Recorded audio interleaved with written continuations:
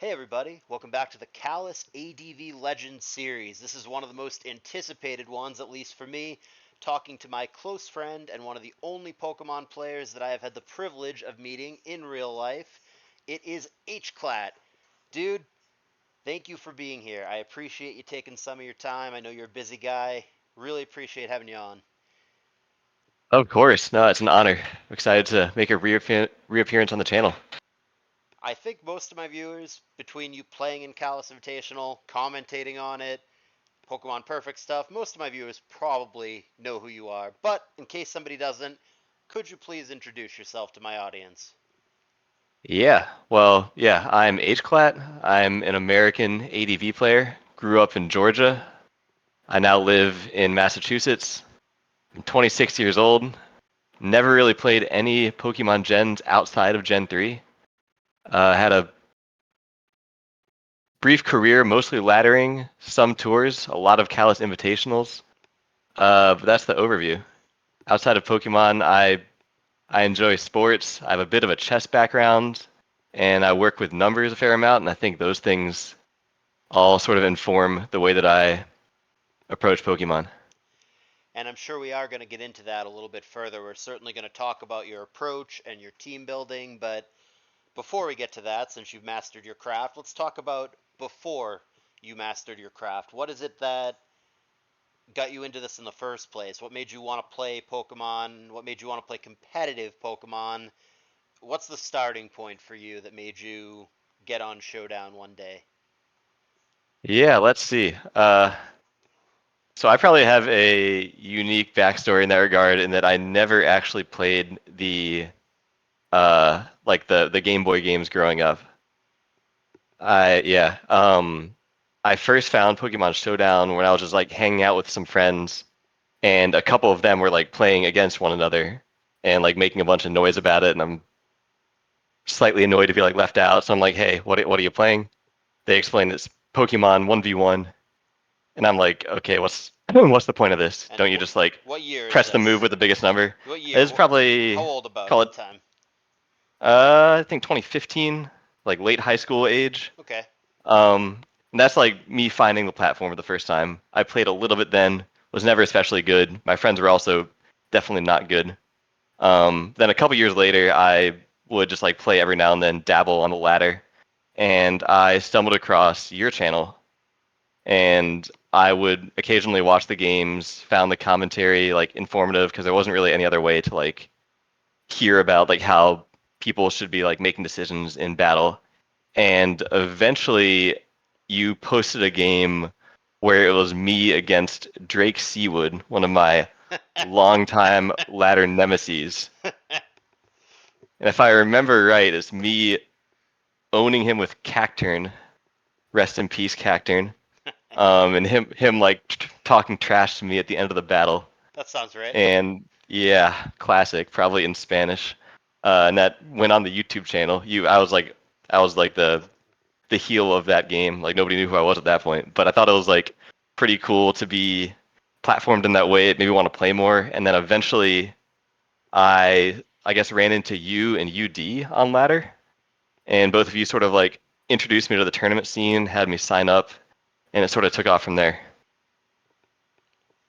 Okay, and then when about, you remember what year this is that you transitioned from ladder to playing your first tournament? Yeah, so I was ladder only until I would say I think spring 2017. My first tournament was the Pokemon Perfect League, which like looking back on it, like it's I guess at this point in time is like not a very prestigious tour, but that first PPL I got absolutely sent through the ringer. I think my first ever tournament game was against Linear. Uh, Did you did win not that win. game? Actually, it was a best of three, and I won the first one. But no, I did not win the series. And I lost like almost every game. I won my final game of the season for my first ever win. But yeah, it sort of took off from there. I had a lot of fun despite not being very good at that point. Uh, it was enough to have me keep with it. We've all been there. We've had those tough early tournaments where we're still figuring things out. What are some of your other favorite memories from the early days? Who were some of the first people that you were friends with? Some of the first things that you played? What your mindset was as far as approaching the game at that time? Let's see. Yeah, so on that first like Pokemon Perfect League team, I got to play with Kurtz and Eden, both of whom are at least somewhat still around today. People will know them. Uh, and they're also both just great resources with like team building, like team stashes, team advice, and whatnot. Um, so I sourced both of them for like a lot of just teams. I wasn't really building at all at this point. I was just taking teams, using them on ladder, not really focusing on building at all, just trying to play a bit better like each day. I think my like intuition for like making plays to get a lead was always pretty good, but I would tend to like throw games away, so I would focus on I guess that aspect especially. And I think like over time I started like going from like a top 10 ladder player to being like the guy who was number 3 behind Linear and Bad Dummy a lot of the time. And then obviously after that, you racked up quite a few achievements. You played in SPL, you played in quite a few Callus Invitationals. You were one of the best ladder players. We can go over a couple of these things at a time, but certainly the one that my viewers know you for the most. I don't know if you consider it your big accomplishment, but you are the Callus Invitational 6 champion. You had one of the most memorable finishes with that quadruple dragon dance against Soulwind. I don't know if that was a just a flex or a strategy thing, but what do you remember about It that can be both. tournament? Yeah, a little bit of both. What do you remember about that tournament in particular? And overall, I mean, what would you attribute your success in Callus Invitational to? You had one of the overall best win ratios in the history of that tournament. In fact, I can pull it up right now. Your overall Callus Invitational record, not counting Gym Tour, got it right here. I'm Uh, just saying, if you do pull it up, keep in mind that I spent a lot of that time in the winners bracket when I wasn't just like farming lower, like some other people that I'm sure you're going to interview for this. yeah, I mean 17 and 11 is your overall record, and that includes a top 6 finish, a 4th place finish, a top 12 finish, and of course a first place finish. So a lot of good results, far more match wins than the vast majority. I mean, in perspective, that's more than ABR, that's more than Asta. It's one of the overall highest win totals in the history of the tournament. What do you attribute that consistency and success to? I think for each of those, I was kind of like at like a local peak as far as um like effort into the tier. I was building a lot during the ones where I did well. I was playing a lot of friendly games at that point, and I was also prepping pretty hard. I would watch replays of each of my opponents, not like partially to figure out what they like to use, but also trying to sort of like get under the hood, see if I can like figure out their psyche, their patterns of when they tend to take risks when they don't. Um, and it also helped that a lot of those results happened like during COVID when I had, or I think most people had a lot of free time. So it's sort of hard to maintain that nowadays, or even before that. But during that little sweet spot of time, I was able to go all in. I think I was able to just like be better prepared to pretty much any match I played than my opponents. You know, you mentioned preparation. So, as a more generalized question, how important do you think prep is in competitive ADV? How much of the game do you think is won before the game even gets played? That's a tough question. I think when people say prep, you're thinking about like team building and team selection, which is a big part of it. I think more important is being comfortable with your team and having just like a good team. And that is, I think, like extremely important. I don't know if like that's gonna fall under the umbrella of prep for most of the people who are listening to this, but I think that's like super vital. Picking a good team is pretty important. We might get into this later, but I'm not a huge proponent in just like building from scratch some like crazy Fisher team that just like has 6 Pokemon that the other team, like the other player, will never be able to answer because usually you tend to just like go down a rabbit hole and just overthink it. It doesn't really work most of the time. But I think as far as like being comfortable piloting what you have, having a team with like either not flaws or flaws that are worth the reward, super crucial. So honing in on CI6 in particular, the tournament that you were the champion of, what do you remember about that tournament in particular? What were some of your more memorable matches or some of the edge of your seat moments where you thought you were going to lose and you managed to come back? What were your favorite matches and moments from that particular run? Hmm. So I think that run in particular, like as far as when it was right after I had played SPL, and at the very end of that season, sadly, and I had sort of cooked up a few like techs that we didn't actually get to bring out in that tour. So I was sort of sitting on this like stash of teams that I felt super confident in and I had never used. So I guess going into that tournament, I felt like I was just like pretty unstoppable. As for like specific games, I can remember two or three times where I had basically like had lost the game and just like miracled my way out. One was against Tricking where I had like a Swampert that just killed his entire team.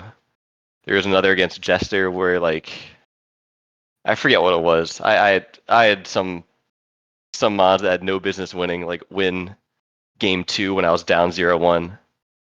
Uh, and then yeah, in the finals, I thought it was pretty sick that I lost the first series, and then because I had to like go on a trip the next week, I like rescheduled for a couple hours later. Like looked at the game, sort of like figured out where he was beating me, saw some tendencies, and I ended up winning the follow up series 3-0. So I think the grand finals and those two like escape moments were the highlights for me. So those are the good moments, but you know that while we're on the CI topic, I've got to ask you about the bad moments too. Looking back Yeah, at the entirety, not CI6, because I mean you won that one, but throughout the entirety of your CI career, and you played many of them, are there any matches that you kind of look back and regret or wish you could ever do over or feel like, man, I let that one get away from me? yeah, definitely. Let's see. The CIs where my results were like not great, which was like the really early ones, then the latest one I played. I don't really have regrets with. I think I wasn't gonna win those, but one that I the ones where I was close but didn't end up bringing it home are the ones that I feel worse about. In particular, in Callus 5, my match against Altina. Let's see. This was the match where if I lost, I would end up in fourth, and if I won, I would be third at worst. And I remember in game three, there was a situation where I had a Salamence. It was like three mons left apiece, and I had a Salamence and I Dragon Dance once, and I think he had like a Metagross or something like that. Basically the scenario was like I was gonna kill whatever was in, but he could like switch out and gain leftovers and survive. And I had just like had a feeling he was gonna do it, but I like rationalized in my head that like my overall odds were gonna be better if I just like took the straightforward play.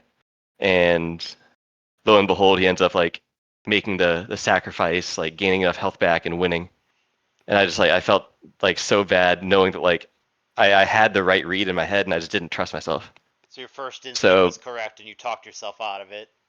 yeah, so that felt horrible. But I do like segueing that into my Callus 6 character arc where I sort of didn't make that same mistake at the very end of that tournament, Well, it's and I did crucial. sort of go for the gut play. Well, it's crucial, right, to learn from your mistakes. I mean, especially when it stings, when it's high stakes like that. It's the difference between you making potentially four figures versus making zero. I'm sure you didn't forget that one anytime soon. Yeah, no, definitely. So it isn't just Callus Invitational. Like I said, not to be understated, you are one of the most successful players in the history of that tournament, but you also are one of the most dominant ladder players. You've been atop the ladder a number of times. What was your ladder peak rating wise? Did you ever clear 19? I know you cleared 18. I think it's 1989 right now. Yeah, I mean that's ridiculous. Pushing 2000. That is the most ever, if anybody's asking. Hey, I didn't know that, but prior to this interview, it's the highest ladder score of all time Yep. for Gen 3, obviously. Yeah, no, Yeah. that's incredible. That's very, very dominant. I mean, tell us why. How do you?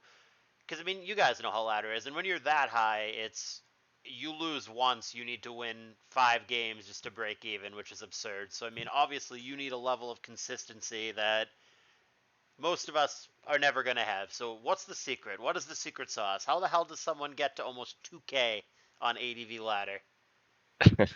Uh, hmm. That's a good question.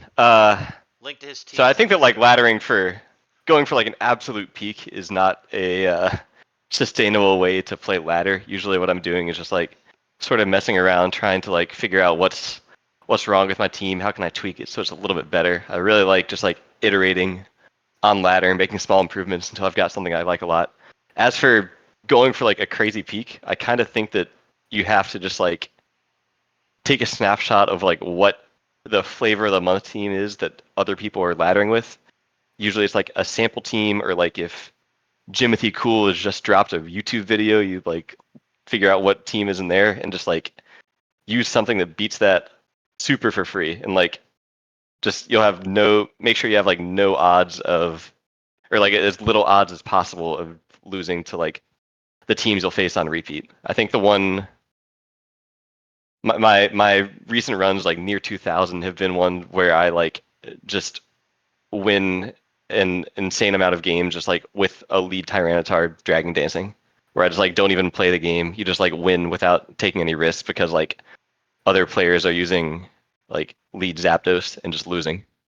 So I think you sort of have to just like find a small little advantage and just like get as much elo out of that as possible if you're going to try to like really peak.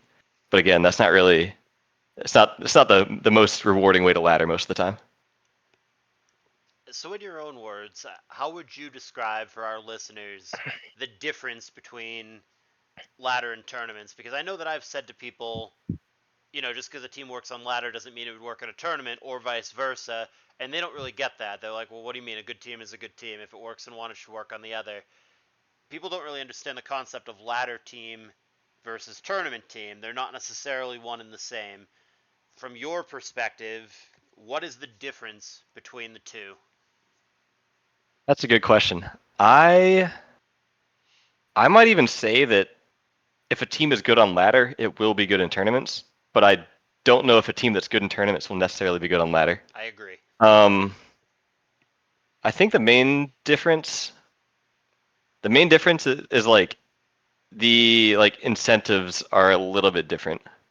Or like on ladder, you're playing a bunch of games against people of like very variable skill, where your goal is to win like as close to 100% of games as possible.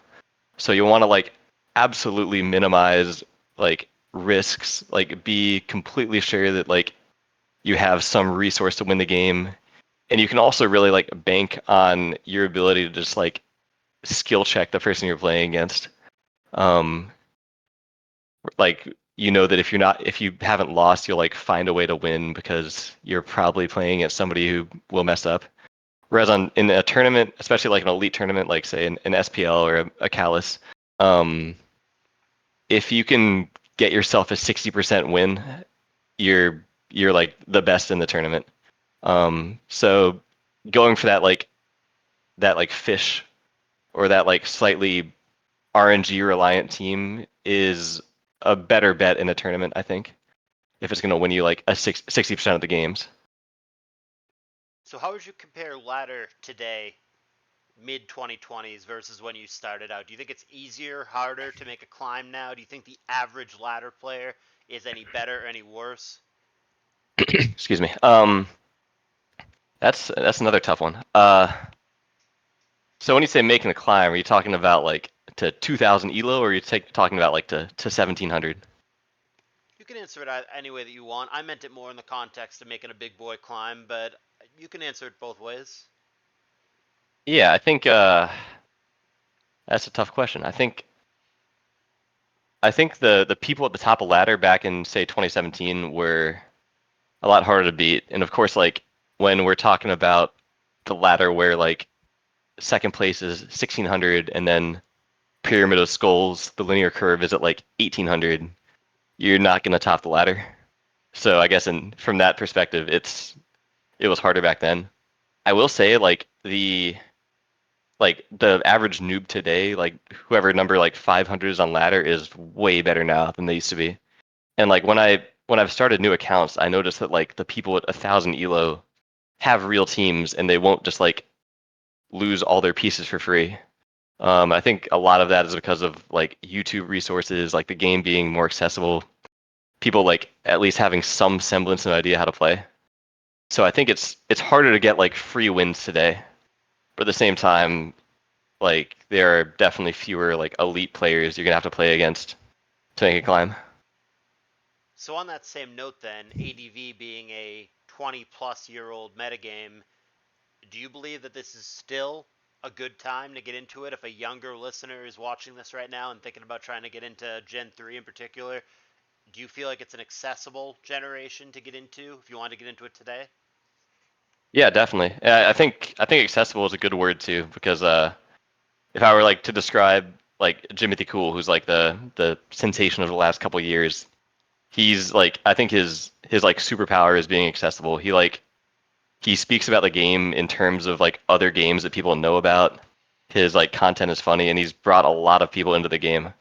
Um, so yeah, absolutely. There's a lot of like resources to learn about playing. I would say temper your expectations about being good, because some people who have played for a long time have learned a lot over those years. But absolutely, I think it's a fun game to get into. It's a game where strategy is rewarded, where like unique gameplay is rewarded. I would recommend it. And ADV again being 20-plus-years old, a lot of resources, a lot of people have figured out a lot of things. Do you think there's still room for innovation in this tier? Do you think there's still something new to be discovered in a tier that is largely figured out and has a hell of a lot of games played over the years? Yeah, totally. I think like what that thing is probably not like some set that nobody has heard of before. I think it's like pretty lame when you like show somebody a team and then like somebody comes off the top ropes and says like, no, I invented that one set in 2018 or whatever. Um, whereas like what makes the team tick is both like the combination of what is like paired together on that team, and also the like micro metagame that it exists in. So I think yeah, definitely there's gonna be combinations either like of different Pokemon or of like EV spreads and moves that give people small advantages. In this last like gym invitational, like ABR has been leading Doug Trio, which I don't think people did before. People are gonna like start either like exploiting that or maybe doing it. I think it seems a bit goofy, but it's also like something that people hadn't really thought about before. Uh, but yeah, I have no doubt that the game will develop. It'll continue to shift. It's definitely not stale. So moving back to more personal and subjective questions, looking back at the entirety of your competitive career, whether it's CI, SPL, ladder, whole shebang, are there any players in particular that come to your mind that you really enjoyed playing against, that you had a friendly rivalry with, that you thought, this guy's a blast to play against, they're creative, whatever? And then, of course, on the flip side of that coin, is there anybody that you really didn't like playing against, or that you had a terrible record against, just always gave you a hard time? Who comes to mind? Let's see. Uh, for people I like playing against, I guess I could drop some names of people who I could just like eat their lunch consistently. Uh, but I won't do that. I like playing linear and UD a lot, especially like in the early days. I feel like they were both people I would learn a lot from. I would occasionally get wins against both of them, but like they're obviously both very good players, very unique players where you feel like you're not just like playing against a sample team over and over. So it's like a new experience every time. Um, and yeah, playing against good people is the best way to get better. I think the point in time where I was improving the fastest at Advance was Callus 4, where linear and I would just like play a bunch of games. Uh, so I think they're my highlights. Uh, I was gonna say, never mind. I won't name drop the people I always beat.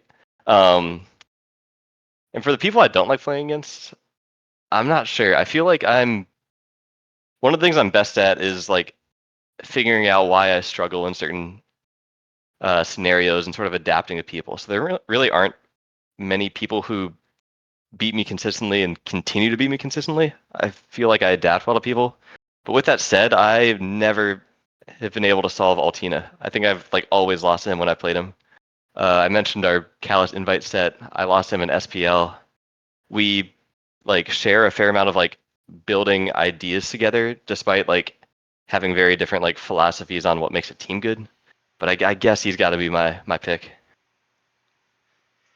So you mentioned philosophy, and that's a great segue into where I'm going. You are known for having kind of an off the beaten path philosophy, and it's hard to tell with internet tone, but I mean, sometimes on Discord, you'll make comments, oh, Blissey sucks, Zapdos sucks, whatever. It's hard to tell if you're serious or not, but you're definitely known as a unique builder. You've got some opinions that other high level top players wouldn't necessarily agree with.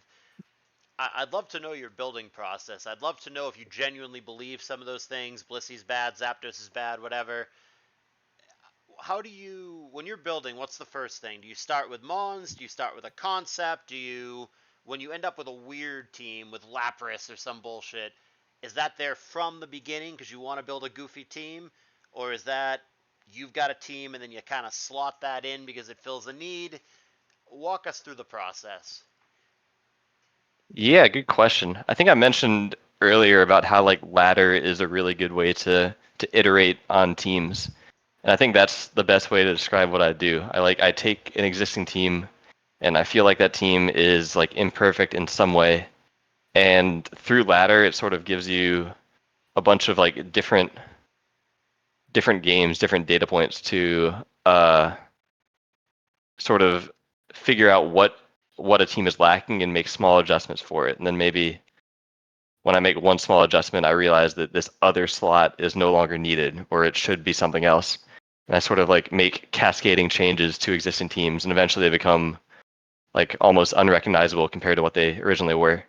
So I very rarely will just like start from scratch and say like I want to make a Lapras team like you said. As for where the weird or unconventional takes come from, they're usually pretty serious, I think. And I think they usually come from a perspective of uh, thinking about like sequences of turns that play out well, as opposed to like a individual damage calc or something like that. My gripe with Blissey is that it tends to play a lot of like unfavorable sequences that allow in threatening Pokemon from the opponent. And I think that the drawback of that is a lot bigger than a lot of people appreciate. Although I will say the young player base really is starting to come around to my point of view on that mon. Um, and then like on the flip side, like a weird Pokemon I have used, let's say I think Aggron is one that I think nobody else has really shared my vision for. Just like the sequence of being able to like invite Skarmory in with something on your team, then switch to the Aggron, and then get a punish off from like that series of moves, I think is like something you can build a team around. So I think it tends to be pretty serious. It uh, tends to be pretty like obscure. I think it's hard to like describe like why a series of turns can lead to someone thinking that like this UU mon is good or this OU mon is bad. Um, but I think that's the overview for it. Let me get you on record since I've got you here on video. As far as you're concerned, is Blissey a top 10 Pokemon in ADVOU? And no. 15, yeah. See, that's crazy because most people in their power rankings have it like concrete top 5, but you would absolutely disagree with that. Yeah, I'm not trying to get the rest of my team focus punched. So, as far as this whole notion of counter teaming, scouting, oh, you know what, this guy I think is really weak to Suicune, or oh man, this guy never uses CM spam. Let me build something that's weak to it because he's not going to take advantage of it. How much do you believe in that? When you're preparing for a tournament game in particular, where do you fall on that spectrum of just building a good team that you're comfortable with, that you think is good regardless of the opponent, versus factoring in their preferences, their tendencies, things that they are theoretically weak to? You know, do you ever fish Magdoll because, oh, they're Skarm heavy, or is that not your thing? Uh, so I think scouting is good, and people tend to have like a couple different approaches to it, and I think you described both of them in your question. Some people will approach like an opponent like they'll say this player never uses Suicune, so I can bring something that loses to it, and I think that is a huge trap. I think like first off, you might just be wrong, and second off, it's hard to make something that has like a glaring weakness to one thing and have that not be a glaring weakness to something else. So I think that's a big trap that people shouldn't do. However, I think if you take a solid team that is especially good versus something that they're likely to bring, I think that's a great approach. And something like Magdoll, which I think I think is better than people might give it credit for against just like the broad landscape of teams that also has like a couple really good matchups. I think that can be a great decision in the right place. But putting a number to it, 50-50, 70-30, 80-20, whatever, how much of it for you is good team, generalized team? How much of it is opponent's preferences? Okay. I think let's go 75 good team, 25 preferences. Have you asked And that question to other people? I'm curious what they say. yeah, no, I've been asking that. So but it's not necessarily exacting with like, oh, they don't use Suicune, let me build a team that doesn't care about Suicune. It's more you're trying to target tendencies, right, rather than specific Pokemon. Yeah. So, you have been around a number of years, but you're not the youngest as far as real life age, but you are the youngest person as far as Pokemon career among the people that I'm interviewing. You are, I don't know if you're a modern player or not. I guess it depends on how you define that, but you started mid late 2010s, which is way, way later than many of the rest of us started. And you never really, I mean, some guys, Husk, veteran in love, really old guys, you never got to play against. And other players that you maybe did get to play against, it was after their prime, they were washed, they didn't care as much, whatever. So I'm wondering how you think that influences your perspective. You did start later than a lot of these guys, and when you look back at old ADV, it's the same way that basketball fans now they look back and like, oh, LeBron was so much better than Michael Jordan. Michael Jordan sucked. Do you look back and kind of think that the old guys couldn't keep up today? Do you have any respect for those older players? Do you think you have any advantage coming in at a later date? Well, first off, I want you on the record saying that I'm like a young gun, given that the current community totally sees me as just like an old head or a boomer. All these like BKC and Jimothy cool subscriber types who've just started playing. So that's good to hear. Uh, I don't know. If you're talking about like the super old guard, like Husk and VIL, who I've both never played against, and also I don't think I've like even seen them play. I've probably like seen VIL replays once or twice. I know he's known for using like creative things. It's hard to comment on that because I just like don't know how good people were. Uh, I think that the really old people who do still play today are quite skilled and they have their own like flavor for the game. They tend to be less less like engaged or like invigorated to like make new teams to like improve, and I think they tend to be a bit overhyped for that reason. But I don't want to come across as like disrespectful to them because that's not really what I'm going for. I think the same could probably be said like for me in comparison to people who are like really going for it today. Uh, so yeah, that's not a really straightforward answer, but it's hard to say. But some of the like old players that are still playing today, M Dragon, Jabba, that kind of guy, you think that they can keep up with the modern ADV player? Keep up? Well, yeah, like I see M Dragon and Java as like kind of different caliber of players. Like M Dragon is still a very elite player. Java, I don't see him as someone who takes the game super seriously these days. So it's a tough comparison. But keep up, maybe be the best in the current game seems unlikely. Uh, yeah, I guess that's as good an answer as I can give.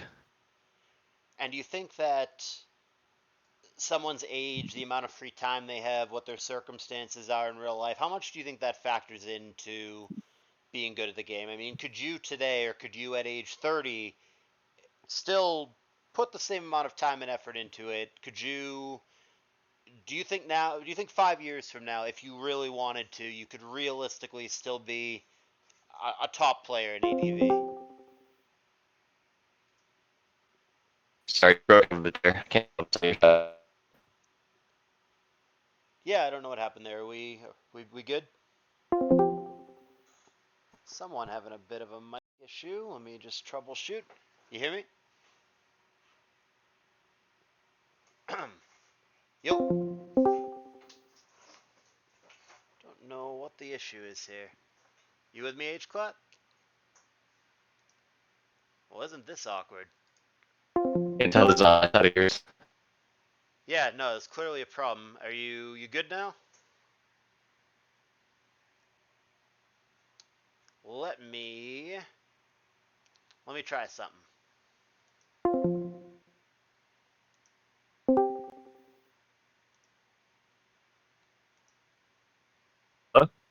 How we doing? Oh, you sound clear as day. All right, perfect. Sorry about that, guys. Not clear what the issue is, but I'm glad we resolved it. Let's try that again. Where were we? I was dunking on old heads.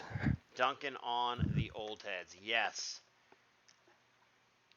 So, having missed the net battle era, shoddy battle era, Pokemon Online era, just starting on Pokemon Showdown as your first simulator, do you feel like that has in any way changed your perspective, given you any kind of advantage or disadvantage over those older players? So disadvantage. I think I've got fewer reps under my belt than some of the Giga Boomers that you've mentioned. But I think overall, just like being more active is an advantage. And then I think like during the times when I was really like going at it, practicing, I think I would put myself over somebody who was really good like 5 years ago and doesn't really play the game today.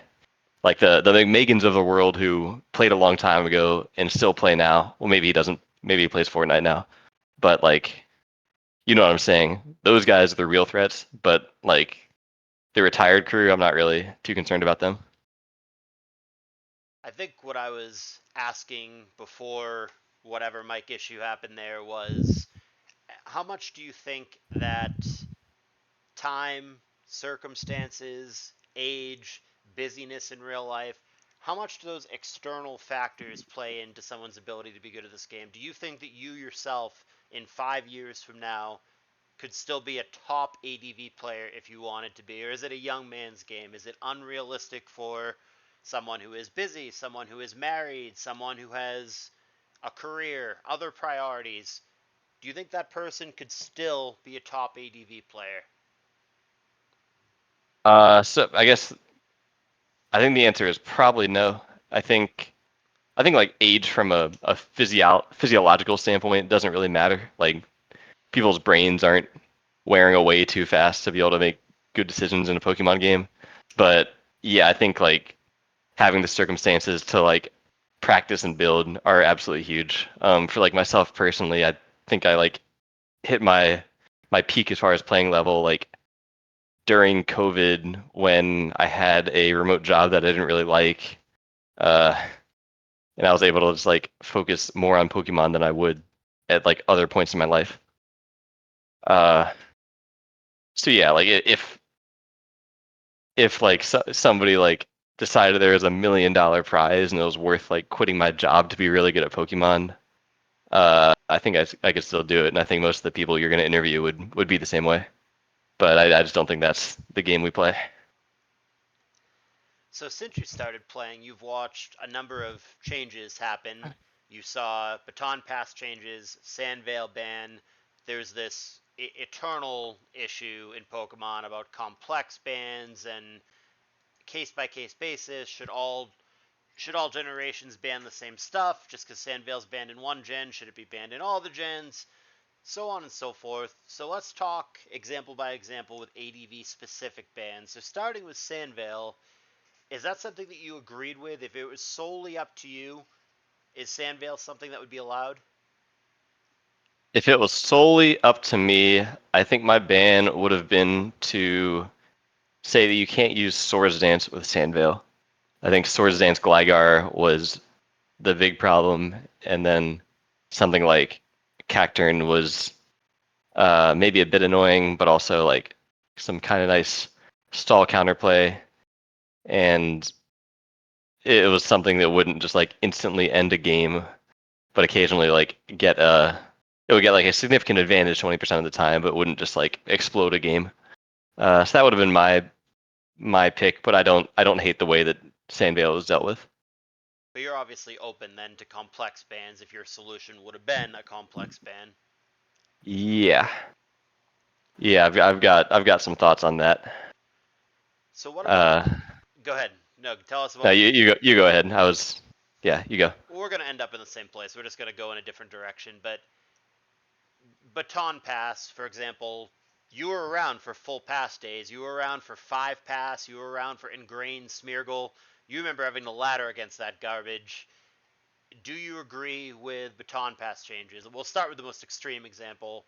Do you think ingrained Smeargle is something that should have been banned? Yeah, that's a good one. Yeah, we don't need that. I'm Okay. glad we got rid of that.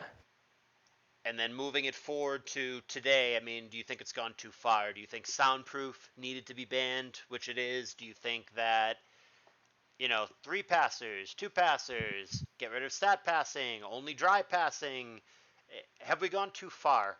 I mean, you are the best person to ask about this because I've asked about this in most of the interviews, but you yourself have a bit of a tendency towards baton pass. I remember you in SPL games using assist and all sorts of baton pass cheese.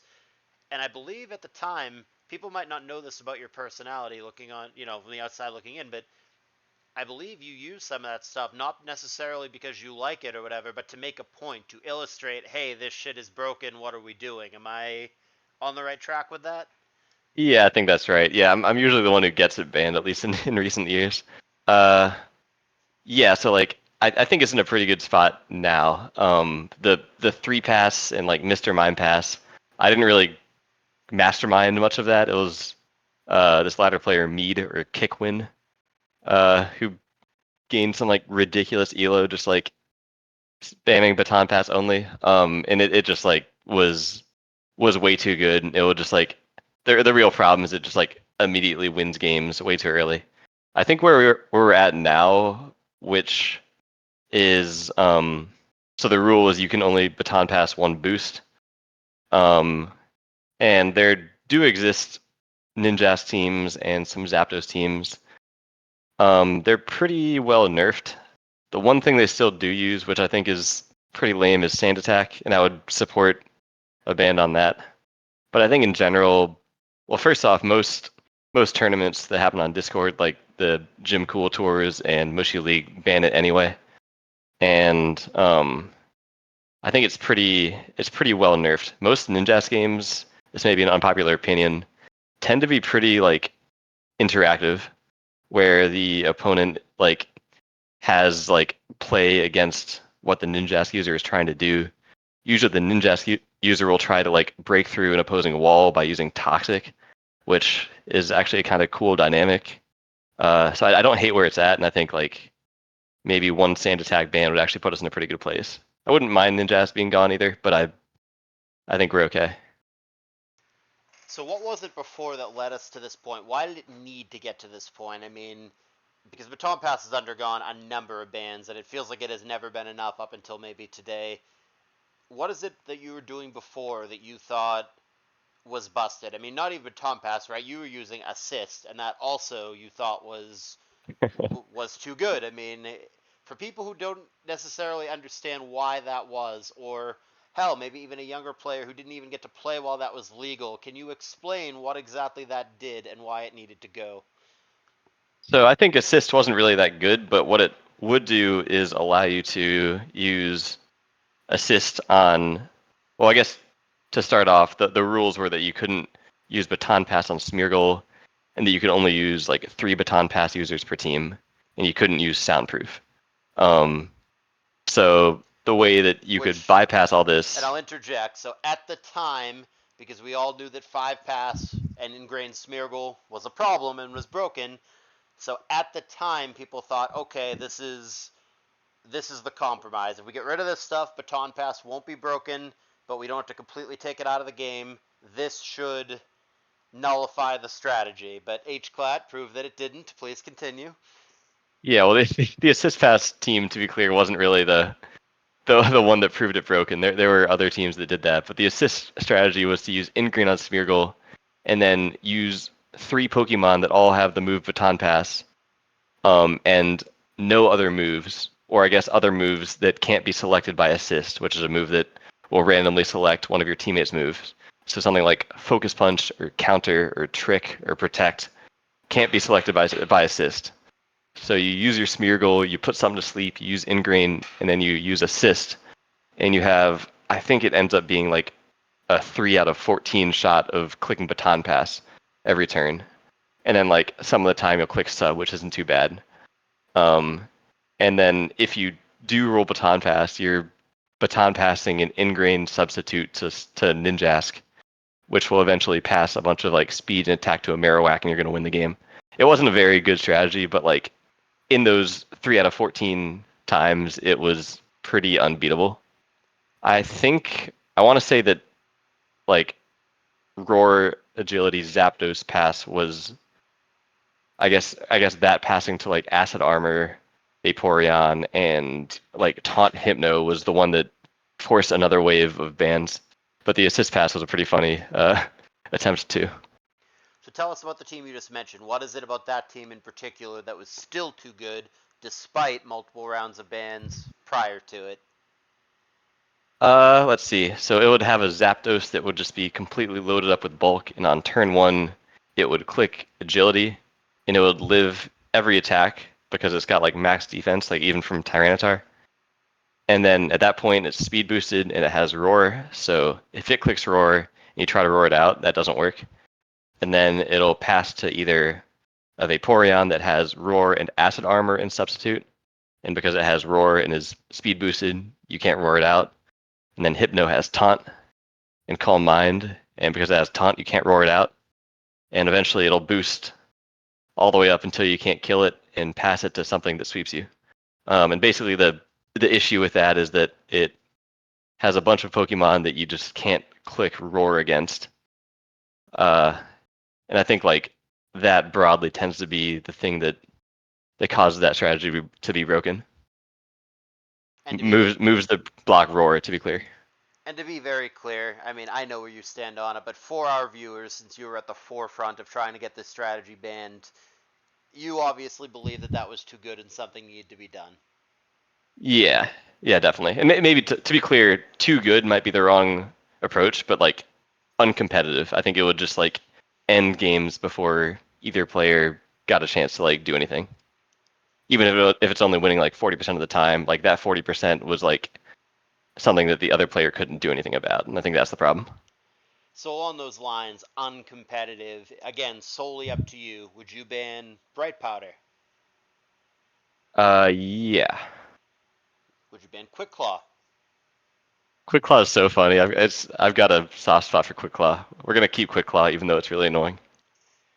And then evasion moves in general. So you're okay with Veil as long as it's not paired with boosting moves.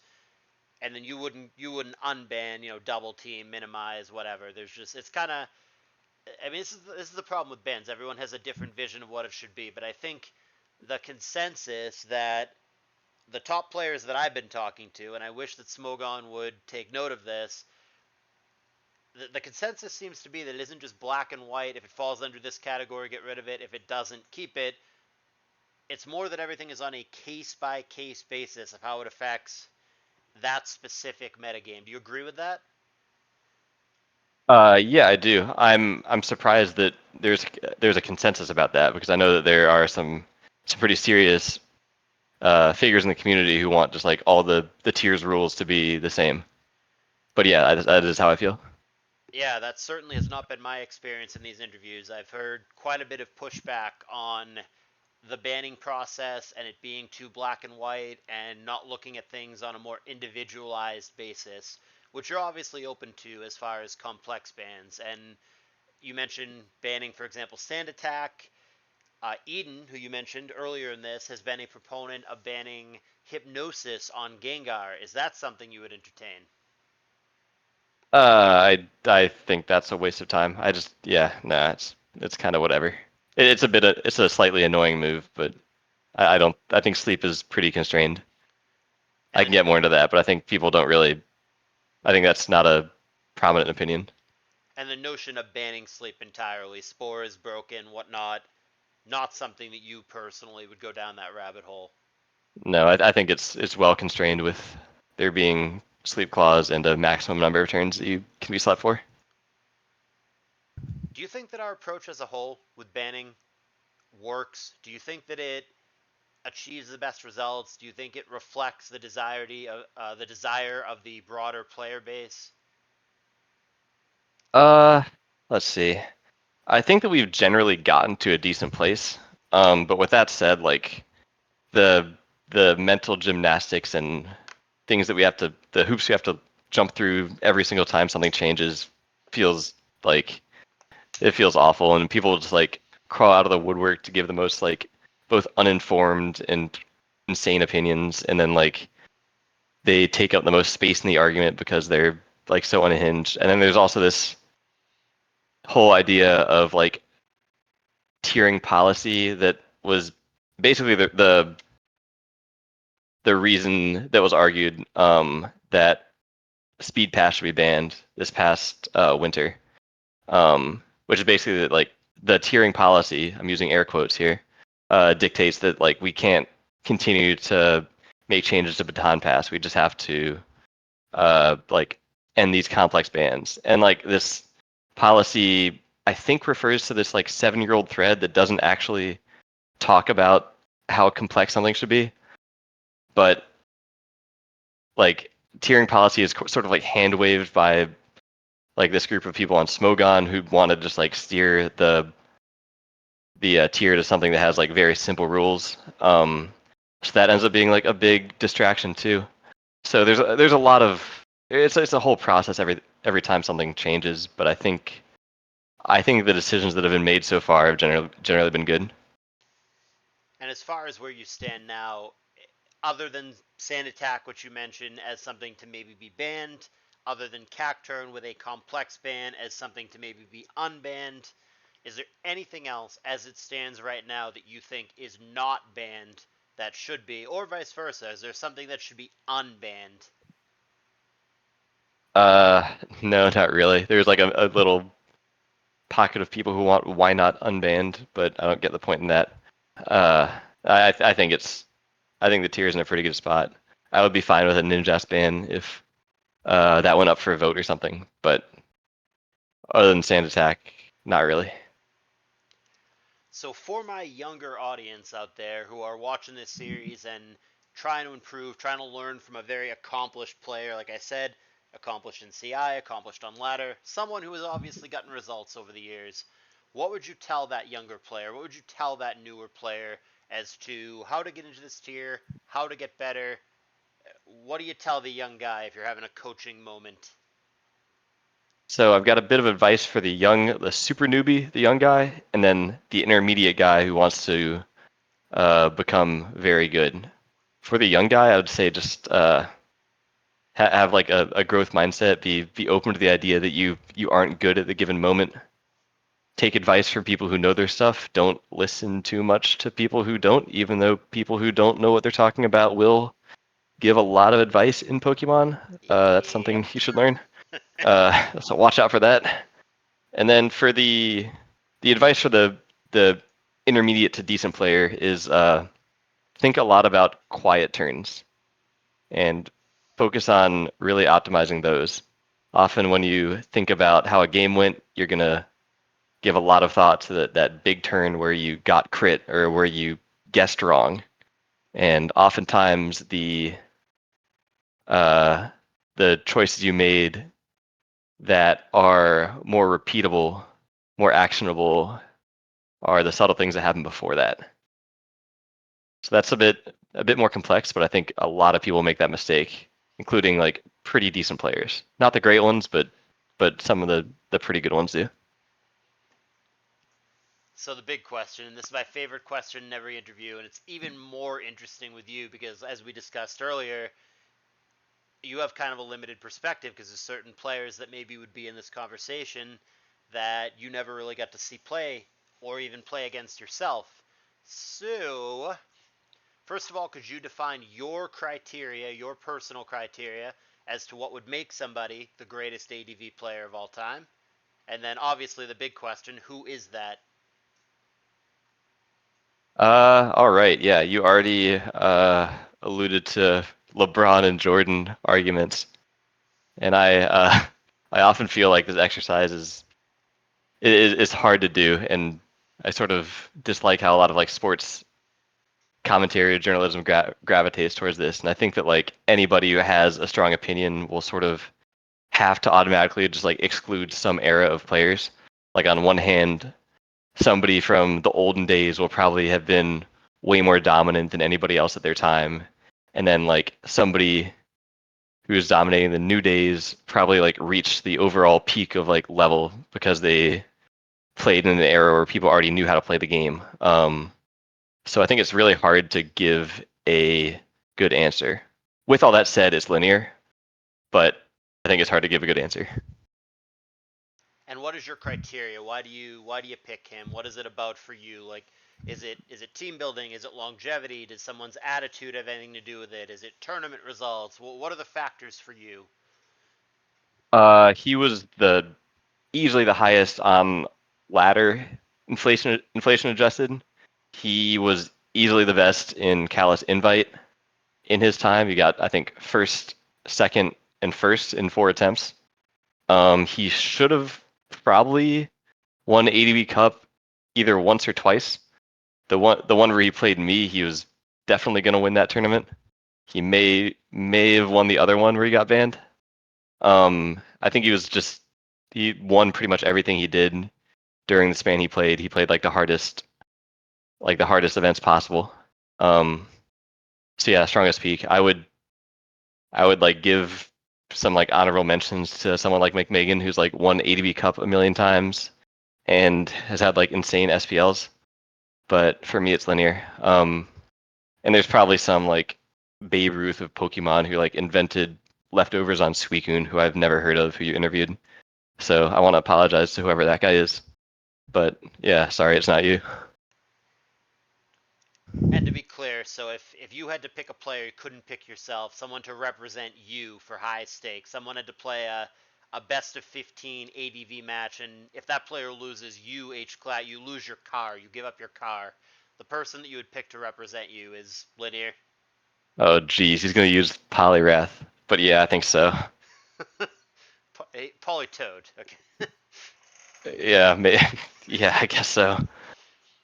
So what's left in the tank for you? I mean, you're still a younger guy. I mean, in theory, you've got some years left, but you and I did talk before we turned the recording on. You said that in recent times you've been out of Pokemon a little bit. Not out of it, but playing less, less engaged.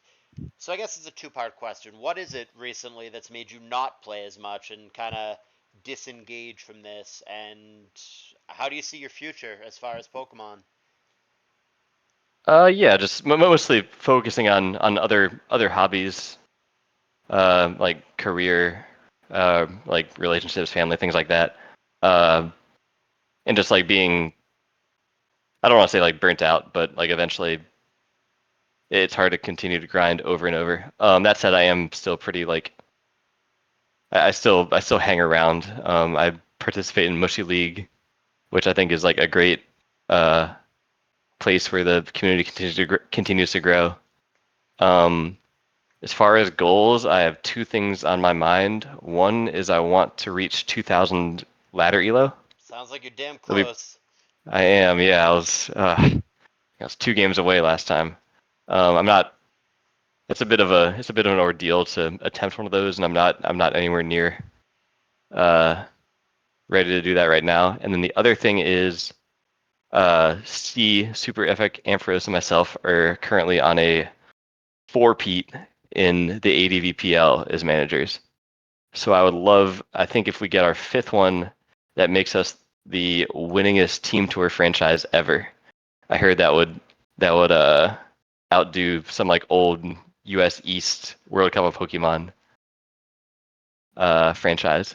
So I think those are the two things that I've got in my mind. But otherwise, I'm not super I'm not like grinding at this point. I don't expect to play SPL. If I do, it'll probably be some sort of like half sign up nonsense like I did the last couple of years. I was going to ask you if you're going to play SPL this year. Yeah, same thing. I mean, it's hard in the future because I mean we haven't even at the time of this interview we're at the very tail end of the current gym tour. But do you see yourself playing next year in whatever the invitational tournament is? I would say unlikely, but not impossible. So are your most competitive, most locked in tournament days, are they mostly behind you? Yeah, I would say yes. I think I sort of said before Callus 6 that it was going to be my last tournament, and that ended up being a bit of a lie, but I think it was mostly the truth. That was sort of, I definitely haven't tried that hard at anything since then. What would change that for you within reason? Like you said, if someone offered $1 million to win a tournament, I hope that happens. It probably won't.